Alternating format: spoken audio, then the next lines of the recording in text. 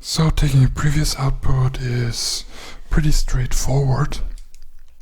So if we get our hands on output number of such a random number generator, s and plus 1, and we want to know the previous output, s n. Well, what we do then is just subtract the increment and multiply by the multiplicative inverse of a. This multiplicative inverse will always exist because we actually choose the multiplier and the modulus to be coprime in order to get the maximum length period.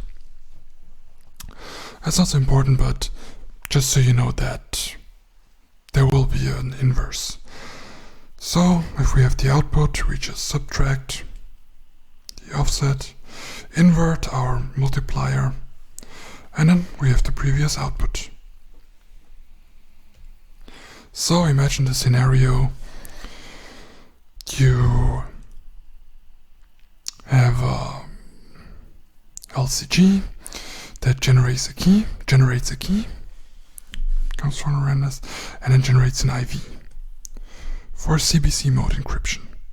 Now the IV is public, it doesn't have to be secret, so an attacker might be able to access it.